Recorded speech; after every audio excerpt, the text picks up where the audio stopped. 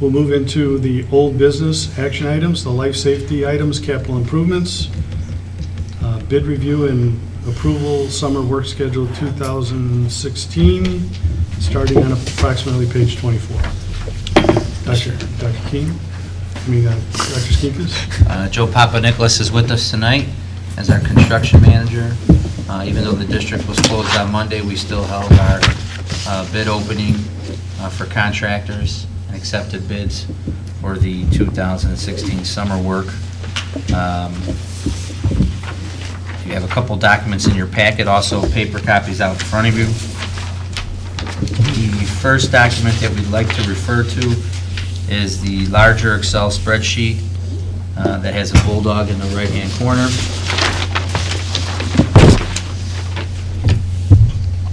And these are the bids that were submitted for the project. And the bids that were accepted are in yellow, as well as kind of breaking down the total cost, and I'll let Joe explain this. Go ahead, Joe. Sure. So as you can see, there are 3 bid packages, 1, 2, and 3. Bid package number 1 entails all the work, excluding the roofing work at the existing spaces at the high school here and the wood floor in the gymnasium space. We were happy with the turnout. The bids were ultra competitive. So you can see we totaled the low bids that are highlighted in yellow at $2,343,083. Included in each bid package was a specified allowance, which is broken out as well. Bid package 1 had a allowance of $65,000. Bid package 2, $75,000, and bid package 3, $10,000. From that point on, we then added in alternate 9, and then we deducted the bond premium, which was included in each bid package. So that was a value of $32,795, which brings us to $2,562,863. Those numbers are all explained out on the bottom of this first sheet that he's referring to. And Joe, briefly, can you explain under the third bid package, which was wood flooring, we treated this similar to the field turf? Sure. So in lieu of specifying a wood floor system within the base bid, we chose to identify each wood floor system as its own individual alternate. After review, we decided to recommend alternate number 9, which is a Connor sports floor wood flooring system represented by Kiefer Specialty Flooring. And Joe, why would we recommend that? It's a little more expensive than a couple of the others. What were the reasons behind that? Well, it's a fully anchored floor, and Dr. Skinkus could probably speak better to this because I was not personally at the site visits. So if you look at Stalker, alternate number 5, the 255-151. Correct. That was the only floor they showed us, and that was a floating floor. So Kiefer's floating floor is the one that is 242-525. Alternate 6. Which is alternate 6. Got it. Based on where our pool sits and being right on the other side of that wall, Joel Hatchie and I had some concerns with a floating floor and having 1x3s instead of plywood base, that there could be some twisting and turning of those boards, where with the locking floor it's actually bolted to our concrete base, at least the competition floor is, so we wouldn't have to worry about moisture and the possible overtime. Alternate 7 was to fully put the floor, anchor the floor completely around from corner to corner throughout the entire gym. Alternate number 9 is to just anchor the floor under all the competition gym floor and the other 2 subfloors. So it leaves, right, so just any competition court would be anchored, but the area underneath the bleachers and the pedestrian walkways would just be a traditional floor. That saved us $10,000, so that's why we chose that. And the alternate number 9 was DEN certified, which is like a certification for sports injuries, flexibility, bounce. That was certified in 2001. And the alternate number 11 was their floor that was then certified in 1991, so we went with something a little more modern. But we did site visits on all these. This is the same floor, competition floor that Ridgewood has. It's in our conference, and our coaches are all happy with that. Okay. So that's how we Number did it. 11's not anchored the same way either, right?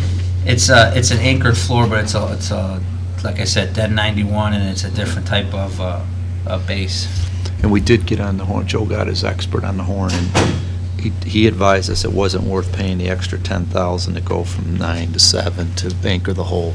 He said, because you're gonna have your stands over most of what's not being anchored anyway.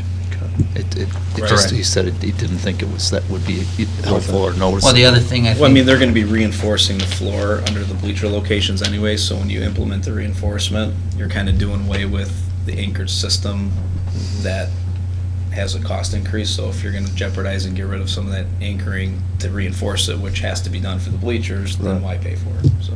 Got it.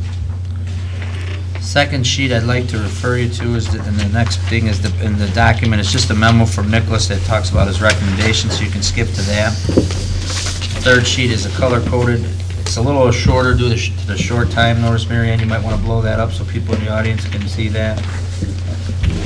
But it summarizes based on Joe's projection that he gave to the board on February 22nd, 2016 for the cost of the repairs to the gym and the new gym floor, new gym bleachers, and the cost of the construction manager, architect, et cetera. The projected cost of 3.5. We're coming in at based on hard bids, we're at 3.125, correct? Yes. And then do you have anything there you want to speak to specifically, Joe? No, I mean, as you can see, we're 386,737 less than we projected. And that's also taking in consideration some additional scope that was added during the bid phase. Final sheet that I put together just for the board, so to give you an idea.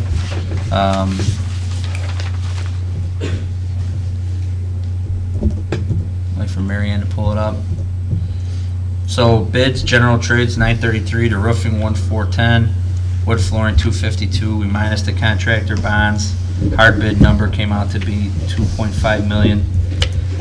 The fees, construction manager fee is 5.5, his bond is 1%, so 6.5 of that. I laid that out. Fixed general conditions, just as for a project manager and a safety coordinator and Joe's assistance throughout the project. Construction manager reimbursable conditions, that's for like, porta potties, temp fence, cleanup, those things are basically just pass-throughs. And then CM insurance premium is 0.67%. And then the architect and engineering fee comes out to be 9% of the project, as well as fixed and general conditions. So it brings it, that's how you get to the 3.125 million for the 2016 summer work. Of that, for financing purposes, how we're going to pay for it, roof and life safety amendment is approximately 1.5. Another additional 240,000 in life safety amendment that was already approved to cover the bleachers, which leaves roughly 1.2 million or almost 1.3 million of remaining expenses that will have to come out of working cash, which would be about the balance of the amount of working cash we save from doing the project at the stadium and tying some of that to life safety.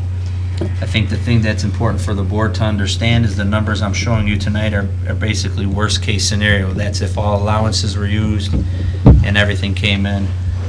So I'm anticipating that hopefully some of that concrete mitigation and some of that allowance would hopefully not be used, and that number will come in closer to 3 million or under 3 million, which would then impact the fees. But if it came in at the 3.125, we have the money in working cash to basically cover those repairs in the capital improvement. The expectation is the remaining life safety work that needs to be completed. Most of the items that are remaining are roofs, flood mitigation, and some minor bleacher repairs in the pool and some of those things. That's all life safety, and we still have to approve one more life safety amendment. So this will basically have, if we had to use that whole 1.3 million out of working cash, that would exhaust the what is remaining of that 8.9 million. But we had planned for that, and we talked about that back when we did the life safety bonds, that we would use that 1.4, 1.3 for these types of repairs. So if we take the total of the three numbers on this one, and we subtract out the bond premium at the bottom and allocate it to the three bids, we come up with the numbers on this one. On your recommendation, Joe? Yes. And that's the Yes. number these are the numbers in the motion. So the three contract values listed within the document that you're holding there, those are the contract values, taking in consideration the bond credits for each. Okay. And is this something where you're asking the board for approval tonight? I'd like the board to consider approval tonight. Okay. I Comments? think there's one other point, if it's okay. I don't think we said that we decided not to do any of the alternates, right? Of Correct. the other alternates. Did you say that, so people know? As of right now, we're not adding any of the alternates to the project. And those were covered last week, which is a new gym curtain. We feel that we could just maybe repair the current curtain and some additional electrical work, some side panels for the new bleachers, And the divider curtain. The sound panels. the sound panels. And then We'll leave the existing up there. on the floor, it was a higher grade of wood on the main Correct. gym itself, floor And we're not itself. doing that. We recommend that they just weren't worth the amount of money that they were proposed. Any questions or comments over here? Packer? Thinking? You know, with the floor, the way the gym is set up, if you, instead of having one main floor, you split in two, I mean, is that going to affect the undersurface? I'm not sure I quite understand how you say we split into, Well, right now, if the gym is set up like this, if you, instead of the configuration is here and here, you know, with the curtain in between, right? do we ever use the gym in that direction? We do. It will be lined, it will be competition court, it'll be anchored. It'll be anchored? Yes. On both? Okay. So basically what, for the saving of that $10,000, anywhere, for those of you that maybe had junior bulldogs or came here in the summer for wrestling or something of that nature, and the curtain's down and they're using two competition courts going side to side, that will all be anchored to the concrete floor. The area underneath the bleachers, when they're extended, and the perimeter walkways like by the stage and by the doors here, that baseline will not be. So anywhere where there's competition occurring, that will all be anchored. Do we have a resolution for this? There's a Mary Ann resolution put it in on the packet. page 25. How about resolved that the Board of Education Township High School District 208, Cook County, Illinois hereby approves the awards for construction contracts for the 2016 gym and roofing renovations as recommended by Nicholas and Associates Incorporated to the following. E&K of Chicago in the contract value amount of $924,163. Olson Roofing Company in the contract value amount of $1,389,300. Kiefer Specialty Flooring Incorporated in the contract value amount of $249,400 as presented in the March 18, 2016 Board Agenda Packet. Do I have a second? Second. Second, Mr. Walsh. Thank you, Mr. Cindy. Anything further from the left or the right? Just a quick question. You're very, we know Olson, right? Yes, Very well, right? yes. So They they did the came work in the last- low bid, they've already done work. They did the project last Okay. summer. And what about E&K? Yes, Same thing? You're comfortable with the quality and that they're going to come through on time? absolutely. Yep, they've proven themselves to Nicholas over the years. What did E&K do for us? Not for us. Olson's the one that did it. Olson Olson did- did our previous projects, the roof this summer and the roof over the stadium, or locker room in the stadium. Okay. E&K has performed multiple projects under Nicholas in the past. Can I ask a question about overruns? So we have 75,000 contingency for both of these, right? What happens if it goes over? There's 270, there's We have 150 150,000 total. total. 150 total. 75,000 for the roof, 10,000 for the floor, and 65,000 for general trades. My experience serving as your construction manager, with your construction manager this summer, that's not overrun, that's allowance, so unforeseen conditions.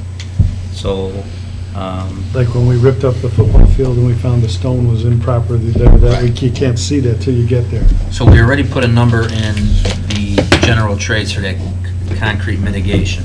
Sure. Correct. Because we talked about the floor, when we rip up the basketball floor that's been there for I don't know how many years. 60 years. 60 years, we go and look underneath it.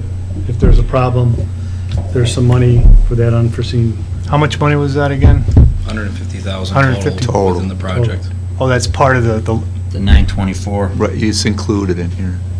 but the whole leveling thing, you budgeted in the more Oh. expensive one, right? Yes, so The 3/4 inch. putting the specified allowance value to the side, part of the scope of work that's under contract, that's part of the 924, is to perform the leveling and the mitigation work. So that value is based on 3/4 of an inch of material, which we believe that full 3/4 more than likely will not be used. Right. And we'll adjust that accordingly, because we tied it to a unit price within the bid documents, and that credit will be added back into the allowance until the project's over. My takeaway from the last meeting was that you felt very comfortable that the allowances we had in here would not be exceeded. Correct. Not taking into consideration something substantial I- where the entire slab I needs to be understand, replaced. Joe. But yes, I'm Yeah. comfortable with the 150,000. And 75 of it is related to the roof project, based on our project last year. Mm-hmm. That should be sufficient enough. So, Okay. Okay. Anything else from the left? We'll go for the vote. Mr. Jepson? Yes. Dr. King? Yes. Mr. Cindy? Yes. Mr. Welch? Yes. Mr. Ruska? Yes. Mr. Welch? Yes.